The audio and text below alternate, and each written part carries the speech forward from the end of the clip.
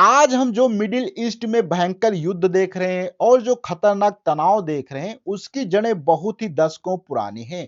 क्या आप जानते हैं कि आज से 40 साल पहले लड़े गए एक युद्ध ने पूरी दुनिया का नक्शा बदल दिया था? यह कहानी है ईरान-इराक युद्ध की, जिसने सद्दाम हुसैन का पतन, 9/11 के हमले और आईएसआईएस जैसे संगठनों को जन्म दिया था।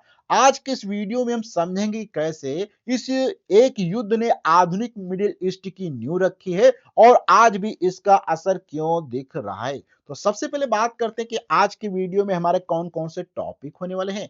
तो सबसे पहले हम युद्ध के असली कारण यानी सत अल अरब नदी के विवाद को समझने की कोशिश करेंगे। उसके बाद हम देखेंगे 1979 की ईरानी ईरानी इस्लामी क्रांति और सद्दाम हुसैन के डर का विश्लेषण करेंगे। फिर हम देखेंगे कैसे अमेरिका, सोवियत संघ और अन्य देशों ने इस युद्ध में अपना फायदा निकाला। फिर हम देखेंगे अंत में कि इस युद्ध ने कैसे कुवैत वार, अल कायदा और आज के ईरान के प्रॉक्सी नेटवर्क को जन्म दिया है। तो ये थोड़ा सा वीडियो एक प्रकार से डॉक्यूमेंट्री टाइप से रहने वाला है और इस वीडियो में आप काफी चीजों को समझेंगे कि कैसे आज जो युद्ध चल रहा है उसके पीछे ईरान और इराक के बीच में क्या क्यों युद्ध चल रहा है, इसके पीछे क्या कारण है। तो सबसे पहले हम समझते हैं कि इस महायुद्ध की पहली चिंगारी एक नदी थी, अर्थात इसकी जो शुरुआत होती है युद्ध की, वो एक नदी से शुरुआत होती है जिसका नाम है सत अल अरब, जो इराक का समंदर से समझौता कनेक्शन थी।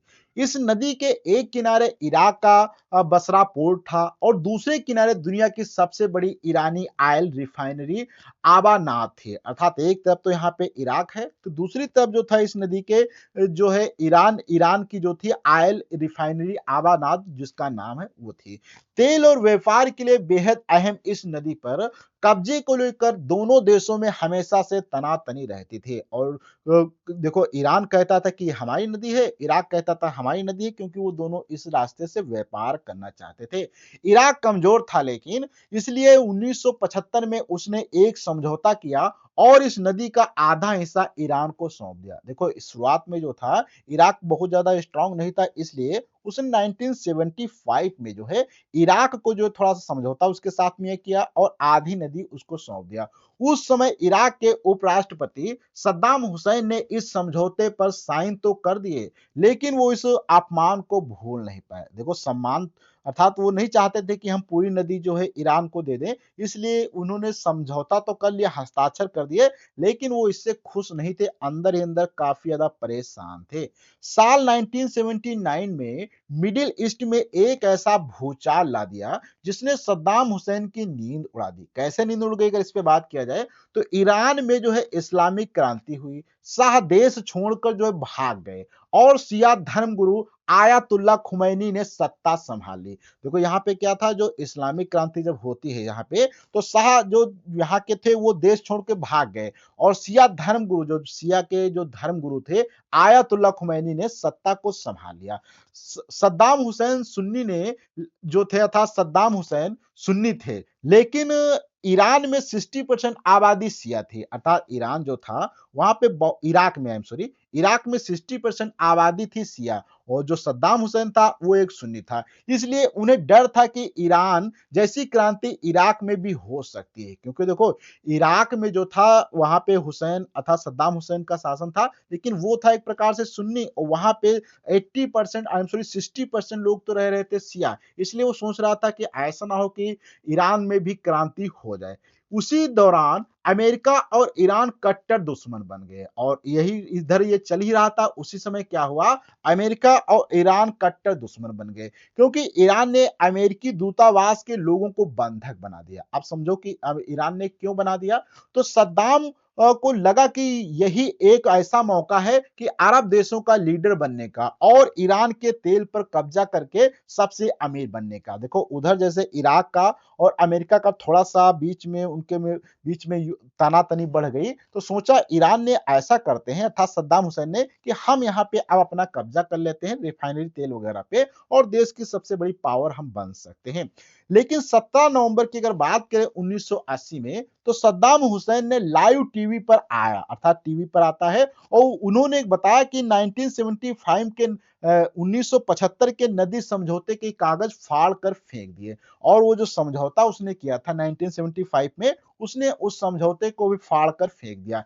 इसके ठीक 5 दिन बाद इराक ने पूरी ताकत से ईरान पर हमला कर दिया और उनके एयरबेस को तबाह कर दिया। भाई जब उन्होंने कागज फाड़ दिया इराक ने, तो ईरान ने जो था फिर इराक के ऊपर पूरा हमला कर दिया। सद्दाम और पश्चिमी खुफिया एजेंसी को लगा था कि ईरान की जो है खस्ता हाल सेना एक हफ्ते या कुछ ही महीनों में घुटने टेक देगी। शुरुआत में इराक को बड़ी कामयाबी तो मिली, लेकिन उसके टैंक आसानी से ईरान की सीमा में घुसते चले गए। लेकिन सद्दाम यह भूल गए थे कि उन्होंने एक देश पर नहीं बल्कि एक धार्मिक क्रांति पर हमला कर दिया है।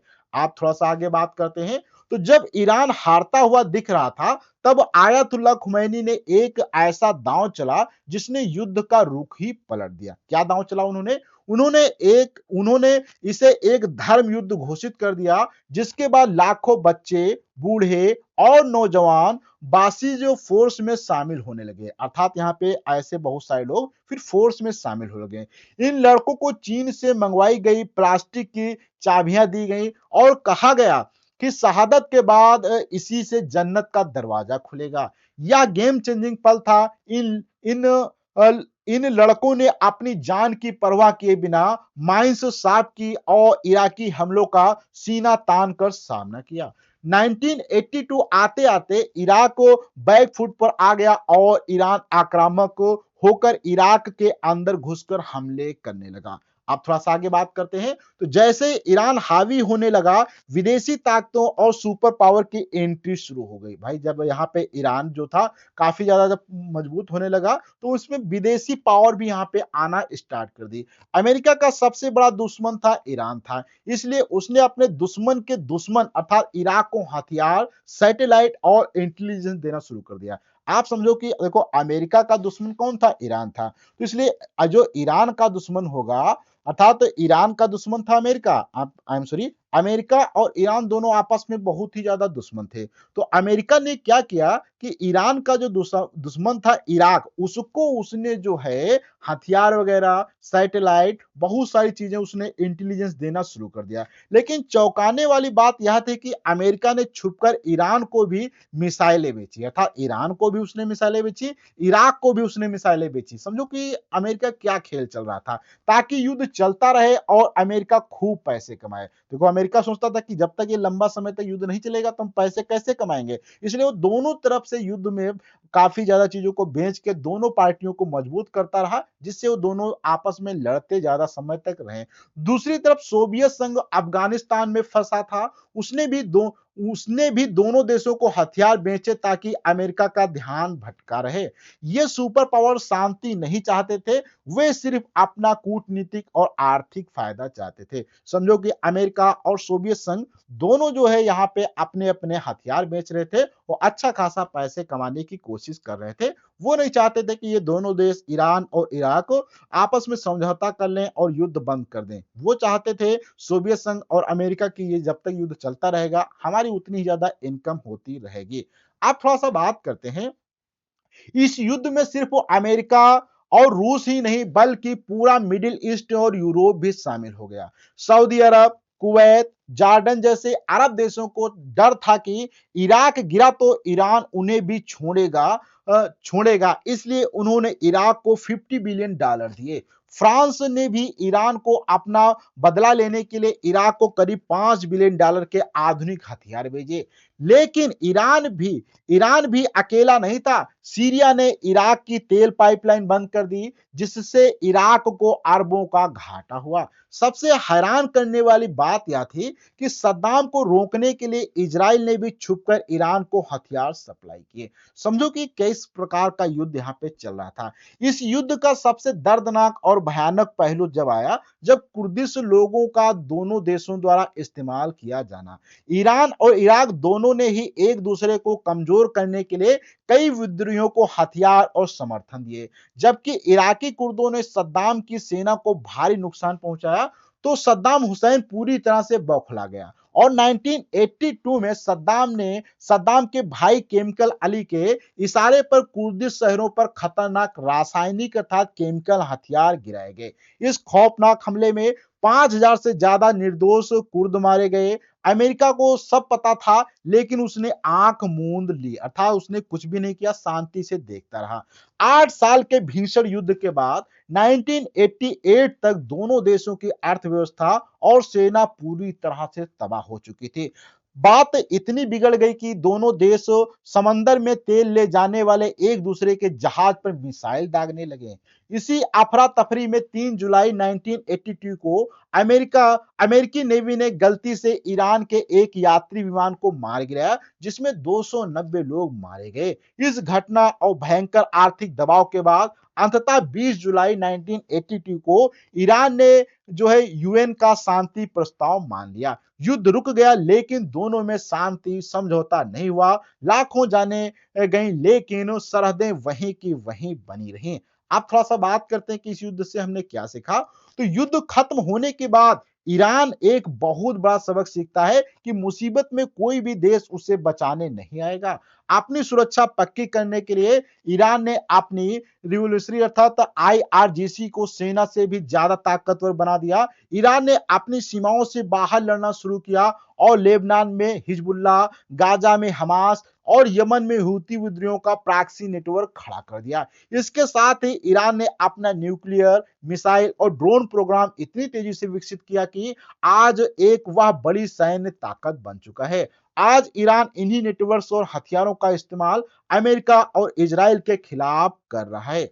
अब थोड़ा सा बात करते हैं, तो वहीं दूसरी तरफ इराक युद्ध के बाद $100 मिलियन के भारी कर्ज में डूब चुका था। जब कुवैत ने कर्ज माफ करने से मना कर दिया, तो बौखलाए सद्दाम ने 1990 में कुवैत पर हमला कर उसे कब्जे में ले लिया। इसके जवाब में अमेरिका ने 42 देशों के साथ मिलकर इराक पर हमला किया, जिसे गल्फ वार या ऑपरेशन डेजर्ट स्टॉर्म कहा जाता है। इराक पर कड़े प्रतिबंध लगाए गए और 2003 में खतरनाक हथियारों के बहाने अमेरिका ने इराक पर पूरी तरह कब्जा कर लिया। सद्दाम हुसैन को सत्ता से उखाड़ फेंका गया और 2006 में उन्हें फांसी दे दी गई, जिससे इराक पूरी तरह बर्बाद हो गया।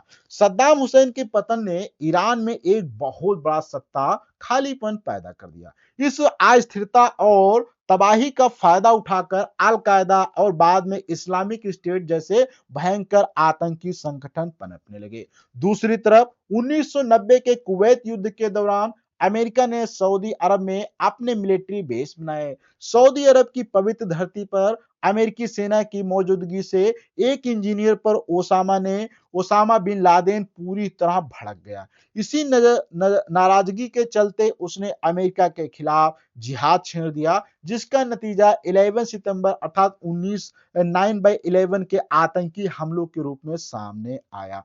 अगर आज के मिडिल ईस्ट को ध्यान से देखें, तो हालात 1980 के दशक से बहुत ज्यादा अलग नहीं है। आज भी वही विदेशी ताकतें हैं, वही तेल और गैस का खेल है और वही प्रॉक्सी युद्ध लड़े जा रहे हैं। 1980 की उस जंग ने मिडिल ईस्ट को हिंसा, आतंकवाद और अस्थिरता के जिस भयंकर चक्रव्यूह में फंसाया था, वह आज भी जारी है। यह इतिहास हमें सिखाता है कि युद्ध कभी किसी समस्या का अंत नहीं होते हैं, बल्कि वे नई और बड़ी समस्याओं को जन्म देते हैं।